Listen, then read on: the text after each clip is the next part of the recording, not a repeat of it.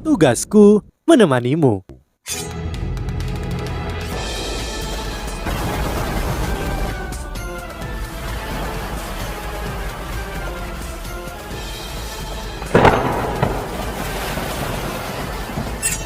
Hai sahabat Pasuk, kembali lagi bersama alur cerita versi novel Solen 2 Sekte Tang yang tak tertandingi.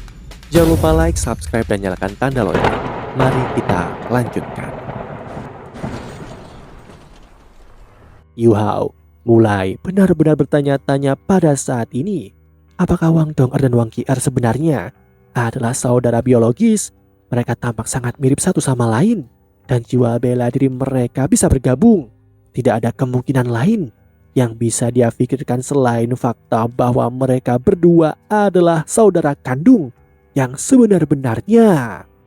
Siapa yang memegang kendali di antara kalian berdua? Yu Hao bertanya tanpa sadar.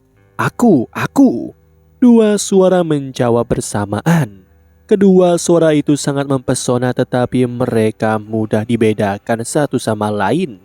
Suara Dong'er renyah dan indah, sementara suara Wang Qi'er sedikit arogan. Yu Hao sakit kepala. Jika dia tidak membutuhkan kekuatan ganas Wang Qi'er, dia benar-benar tidak akan membawanya hari ini. Aku bertanggung jawab atas kemampuan tempur jarak dekat, sementara dia mengendalikan semua serangan berbasis energi lainnya dan kemampuan tambahan lainnya. Suara Wang Qi'er terdengar sekali lagi, dan dia menjelaskan situasinya dengan benar. Sebuah pemikiran muncul di kepala Yu Hao. Jika kalian berdua bisa berkoordinasi dengan baik, bukankah itu jauh lebih baik daripada satu orang yang mengendalikan keterampilan fusi roh? Tapi, bukankah keterampilan fusi biasanya dikendalikan hanya oleh satu pihak?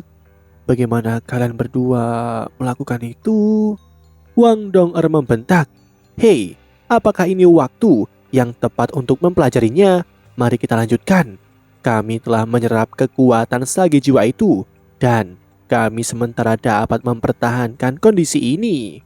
Saat dia berbicara, sosok transformasi naga kupu-kupu emas yang sangat cantik mengambil pisau penjaga kehidupan yang telah jatuh ke tanah. Gudang kedua jauh lebih kecil dari gudang pertama. Itu memiliki sekitar sepertiga dari luas permukaan lantai pertama. Tetapi hanya sepertiga ini masih bisa dianggap sangat luas. Tidak banyak batang dan peti. Yu Hao mengalihkan perhatiannya untuk memeriksanya. Dia telah fokus pada berbagai perangkap dan mekanisme ketika avatar spiritualnya mengikuti Li Chong ke tempat ini. Jadi baru sekarang dia benar-benar merasakan betapa kayanya Kekaisaran Ryu. Ada lebih dari 30 jenis logam langka yang disimpan di gudang kedua. Selain itu, logam langka ini sangat mahal dan cukup berharga. Setiap jenis lebih mahal daripada yang mereka lihat di gudang pertama.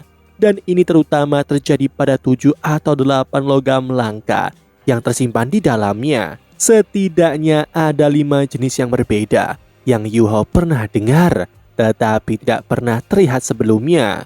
Logam-logam langka ini jauh lebih kecil volumenya, tetapi itu hanya relatif. Masanya dihitung dalam ton.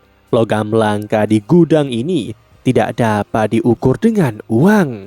Undulasi spiritual Yu Hao beriak dengan kuat dan segera memberitahu ketiga gadis itu tentang perangkap dan mekanisme di gudang ini. Apakah kita akan mengambil semuanya di sini dan pergi, atau kita maju ke depan? Xiao Xiao bertanya. Yu Hao menjawab, kita akan melakukannya dengan cara ini. Xiao Xiao, kamu dapat mulai mengemas barang-barang ke dalam alat jiwa penyimpanan sesuai dengan instruksiku. Kita hanya akan memilih yang mahal. Ambillah apapun yang berharga, dan kita bisa menukarnya dengan 3 kekaisaran asli benua Doulo untuk logam lain jika diperlukan. Dong'er, Qi'er, kalian berdua akan langsung ke gerbang ketiga, dan kita akan membuka gerbang ketiga dengan pisau penjaga kehidupanku. Kita tidak harus masuk ke dalam, tetapi kita benar-benar perlu melihat apa yang tersimpan di dalamnya. Jika kita tidak bisa mengambilnya, kita harus mempertimbangkan untuk menghancurkan apapun yang ada di dalamnya. Baik, ketiga gadis itu setuju. Pada saat yang bersamaan, mereka dengan cepat tiba di gerbang gedung ketiga. Yu Hao mengaktifkan deteksi spiritualnya sepanjang waktu, dan meskipun makhluk emas itu tidak dalam kondisi tempurnya, dia masih bisa melihat banyak hal dengan deteksi spiritualnya. Pertama, dia bisa merasakan esensi darahnya yang berkembang. Kekuatan dan darah naga emas Wang Qier bekerja dengan sempurna pada transformasi naga kupu-kupu emas mereka. Kedua, dia bisa merasakan energi cahaya yang berkembang dari Wang Dong'er. Aura kedua gadis itu hampir sama satu sama lain dalam transformasi naga kupu-kupu emas mereka, dan tidak ada pihak yang memiliki keuntungan mencolok. Kecepatan dan kekuatan jiwa mereka telah diperkuat berlipat ganda. Yu Hao bahkan curiga bahwa keadaan mereka saat ini dalam beberapa hal dapat dianggap sebagai wujud roh pelindung. Pisau penjaga kehidupan dengan cepat menembus gerbang logam. Kali ini, kekuatan jiwa yang kuat dan lebih kuat digunakan untuk mengoperasikannya. Tombak naga emas juga bersenang-senang. Ia menyerap sejumlah besar energi kehidupan logam untuk meningkatkan dirinya sendiri, dan aura senjata ilahi ini dengan cepat menjadi jauh lebih menakutkan dan ganas dari sebelumnya. Tombak naga emas untuk sementara membawa kekuatan penghakiman, dan itu mengubahnya menjadi penghancur terhadap makhluk hidup. Di sisi lain, alat jiwa tipe penyimpanan diberikan kepada Xiao Xiao satu demi satu. Xiao Xiao tidak lagi sopan dan santun. Sebenarnya bahkan Yu Hao sekarang menunjukkan beberapa ketamakan. Milikku, ini semua milikku. Mata avatar spiritual Yu Hao berbinar. Dia mungkin akan mengeluarkan air liur pada saat ini jika dia benar-benar memiliki air liur. Istri jiwa lainnya akan merasakan hal yang sama bahkan jika mereka berada di posisi ini. Bahkan mereka mungkin berada dalam kondisi yang lebih buruk daripada Yu Hao saat ini. Fantastis, kemasi sebanyak yang kalian bisa. Apa ini? Awan emas. Hal-hal ini dapat dianggap terlalu mewah, bahkan jika itu digunakan untuk membuat alat jiwa kelas 9. Mengapa itu begitu sedikit? Bahkan tidak ada 1 ton. Ambil semuanya. Xiao Xiao menjadi portir di bawah perintah Yu Hao. Dengan alat jiwa berjenis penyimpanan, item akan langsung diserap ke dalamnya. Yu Hao juga telah mengambil alat jiwa tipe penyimpanan safir cahaya bintang yang sangat besar, yang menyerupai pelindung dada dari aula kebajikan termasyur beberapa tahun yang lalu. Benda ini bisa menyerap semua benda sebesar 5 meter sekaligus ketika kekuatan jiwa dimasukkan ke dalamnya. Satu sapuan membersihkan seluruh gudang ini. Namun Yu Hao masih sangat rasional dan sadar. Meskipun dia diliputi oleh keserakahan, dia mengingatkan Xiao Xiao berkali-kali untuk menghindari jebakan. Bagian paling sukses dari pembobolan mereka adalah mereka tidak memicu alarm. Kalau tidak, bagaimana mereka bisa begitu santai? Kode sandi pengunci dan setiap gembok lain di dalam gudang ini masih utuh, dan para penjaga yang pergi telah membawa kunci ke gedung kedua dan ketiga. Itu menyebabkan mereka tidak akan berpikir sesuatu akan terjadi. Tidak butuh waktu lama sebelum gudang kedua yang 100 meter persegi mulai dikuras. Yu Hao hanya menyesali bahwa dia tidak memiliki alat jiwa tipe penyimpanan yang cukup. Jadi mereka memilih logam langka yang paling berharga dan paling padat. Yu Hao benar-benar menginginkan alat jiwa tipe penyimpanan kolosal yang dapat mengemas seluruh gudang ke dalamnya. Waktu terus berlalu dan alat jiwa tipe penyimpanan safir cahaya bintang raksasa akhirnya terisi. Sinar safir cahaya bintang sedikit redup dari sebelumnya. Tanda sudah terlalu banyak ruang digunakan. Yu Hao belum selesai. Xiao Xiao mengisi alat jiwa tipe penyimpanan lainnya satu demi satu, menyimpannya masing-masing. Setelah penuh, suara bernada tinggi dan melengking tiba-tiba terdengar dari sisi lain. Yu Hao, datang dan lihatlah. Suara itu milik Wang Dong'er. Apa yang terjadi? Yu Hao merasakan jantungnya berdetak kencang saat dia buru-buru memperluas deteksi spiritualnya. Hal pertama yang dia perhatikan adalah bahwa gerbang ke gudang ketiga sekarang terbuka. Yu Hao segera tiba di depan fusi naga kupu-kupu emas dengan cepat. Yu Hao sangat lega bahwa keduanya benar-benar baik-baik saja, namun matanya menjadi kendur saat dia menatap ke gudang ketiga. Ini gerbang gudang ketiga terbuka mengungkapkan tangga yang mengarah ke bawah.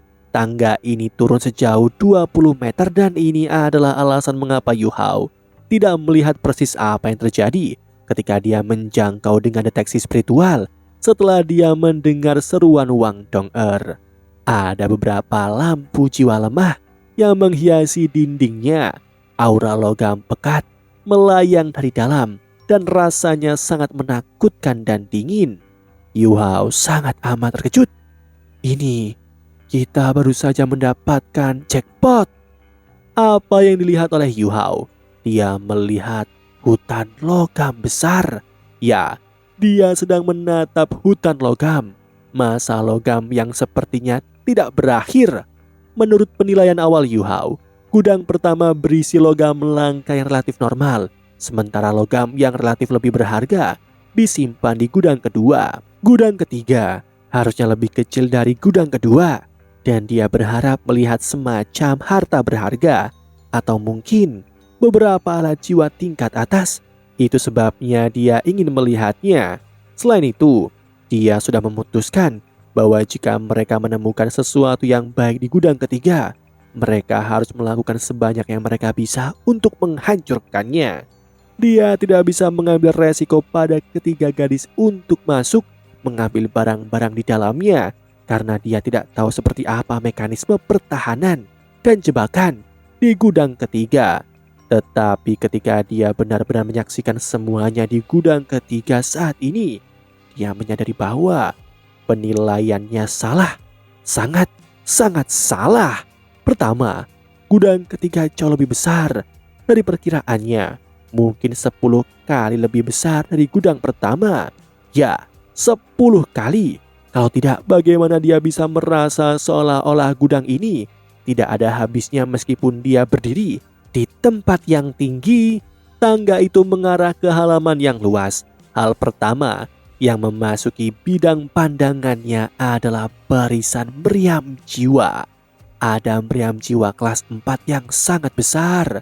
Di baris pertama, meriam jiwa ini mampu menembak dengan sangat cepat dan mampu mencapai lebih dari 500 meter. Ada ribuan meriam jiwa semacam itu di gudang ini. Selain itu, ini yang terlemah. Alat jiwa tak berujung ditumpuk dengan rapi. Dan apa yang dilihat oleh Yu Hao dengan kekuatan spiritualnya, dia melihat senjata sinar jiwa yang tak berujung dan meriam jiwa skala kecil. Dan mereka semua adalah alat jiwa kelas 4 atau kelas 5. Ada sesuatu yang bahkan lebih menakutkan. Dia melihat barisan peluru meriam jiwa stasioner dan baris demi baris botol susu tersegel. Itu memungkinkan prajurit biasa yang bukanlah seorang instruktur jiwa atau master jiwa untuk menggunakan alat jiwa. Alat jiwa paling kuat yang bisa dilihat oleh Yu Hao di gudang bawah tanah ini adalah peluru meriam jiwa stasioner kelas 7.